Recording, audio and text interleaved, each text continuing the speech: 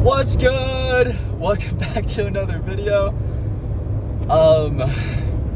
This YouTube channel is awesome. Shout out to my 1 subscriber right now. We're growing about a subscriber a month right now, so pretty awesome. I've really been liking making a video every day. This has been my goal. Just make a video every day. They'll probably get better eventually than just me talking to a camera. But this is how we start out, right? Start simple, start easy. It's the best way to build a habit. But the goal is that it's gonna make me a little bit better at talking, at explaining myself, and making content. And as well, it's a good way for me to, document what's going on in my life, learn from myself as I look back on past videos, all 5 of them right now. And I'm excited for this goal and the fact that it's working and I'm being consistent with it. But today, I just have another thought that's been on my mind. I'm driving back from a race right now. I'm driving back from Cirque Series Snowbird 2026. I went to go watch and support some of my friends and cousins who were running this race. And it made me reflect on a little bit. So some of my friends and cousins are really fast, really good at running. My 14-year-old cousin, James, shout out to James, just took 3rd for the open division of this race, and he's 14 years old. And 1st and 2nd, they were both 22 years old, and everyone after him that I could see on the leaderboard was like 20s, 30s, a couple 40-year-olds in there. And he's 14 and he got 3rd place, which is just awesome. It's so hype, super inspiring. And part of it makes me want to just dedicate my whole life to running and just see how good I can become the best runner I can be, start winning races and stuff like that.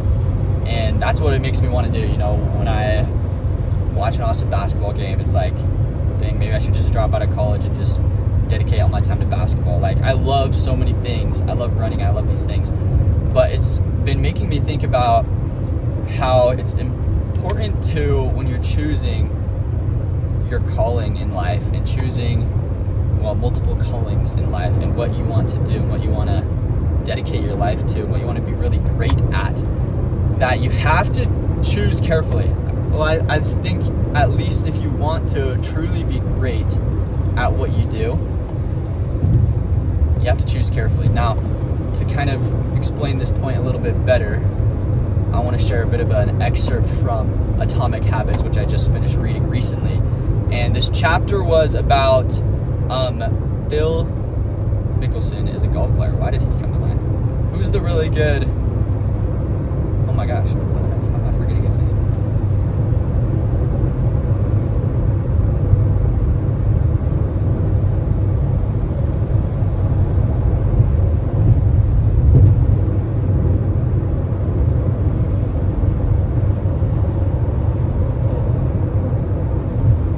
Michael Phelps. Phil Mickelson. It's backwards. Michael Phelps. It was about Michael Phelps. And then another Olympic runner who has been one of the best runners, holds records, or did for a while. I don't remember his name.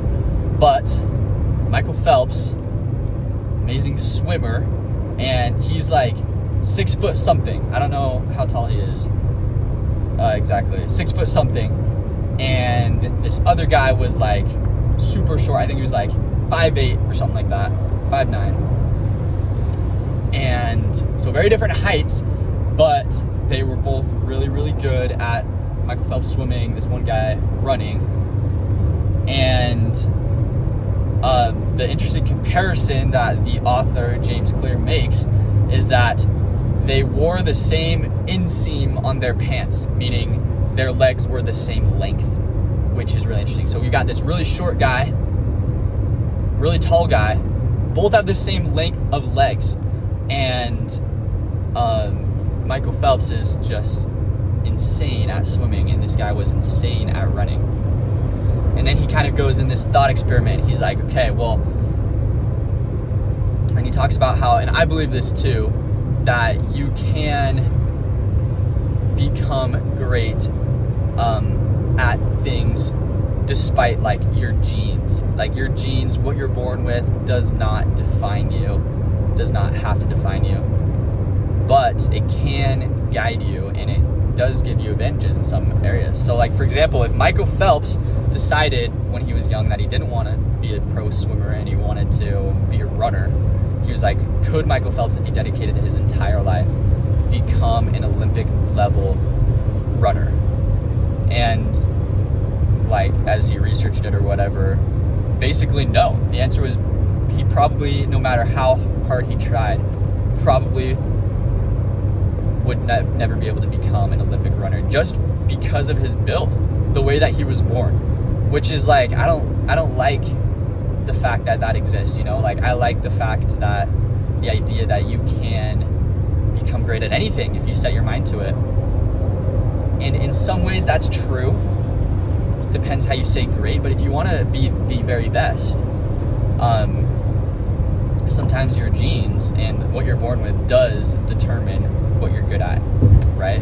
And if this other guy, this runner dude with long legs and a short torso, really light, I think he was like 135 pounds or something like that, marathon runner or something like that, if he decided his entire life from young age that he wanted to be a pro swimmer, could he make the Olympics as a pro swimmer, was the question that the author was, experimenting with. And the answer was no, probably not. He probably would never be able to make the Olympics as a swimmer if he dedicated his entire life to it. But because he chose running, it was naturally suited for him because of what he was born with. Kind of his genes, his long legs, short torso made him great for running. And sure, this is very applicable in sports, but James Clear, he applies this to life in general. That every single person, I believe every single person has just as much worth in the sight of God, of course, but we have been blessed and given different gifts in life. Physical gifts like our physical body and physical traits, how tall we are, whatnot, and then as well mental gifts, spiritual gifts, things that we are just naturally better with, naturally born at, and it's just the way we are. It comes down to our genes, it comes down to our DNA, it comes down to who we are at the core, right? And so he's saying, like, yeah, do what you love,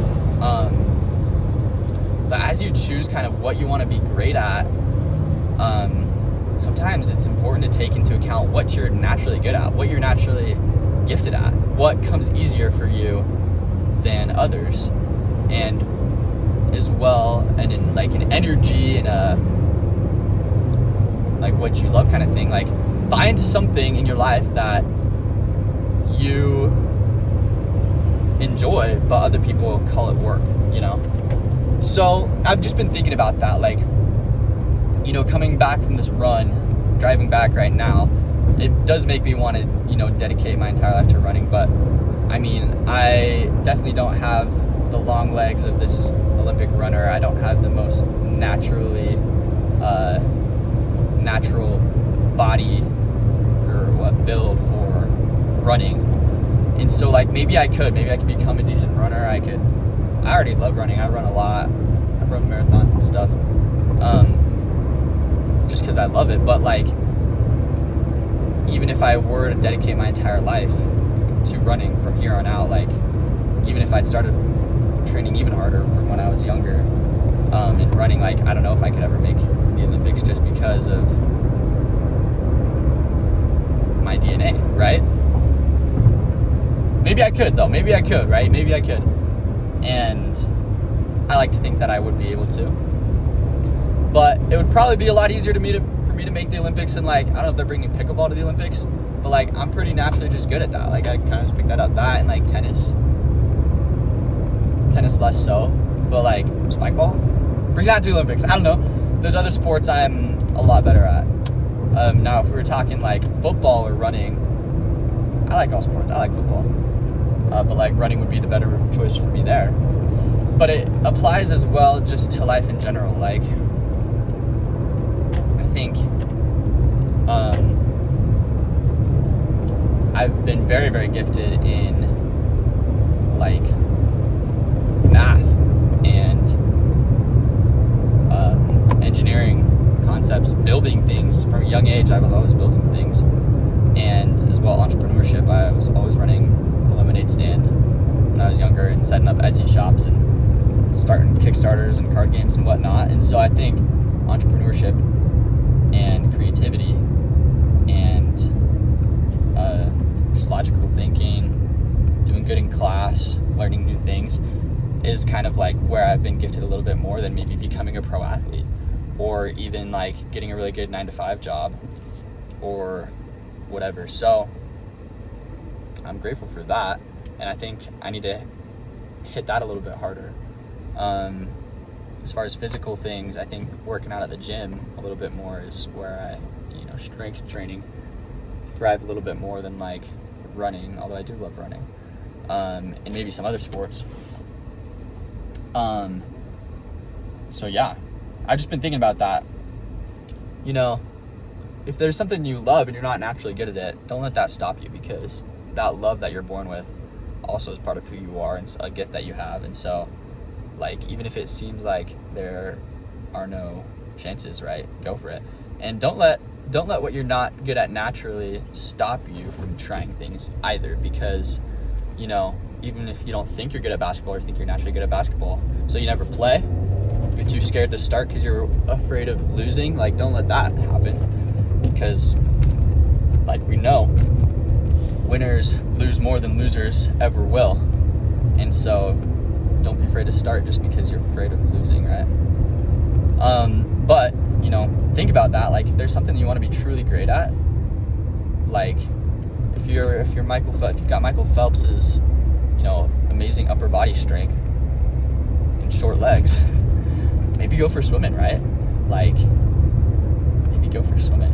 So think about that. Like, what has God given you? What have you been born with? What have you been naturally gifted? And maybe think about the why. Why did God give you that? Maybe there's a reason behind it. Maybe that's what he wants you to be great at. All right, this is my speech for today. I feel like I'm becoming better at these impromptu speeches. What? Take it or leave it. Those are my thoughts today.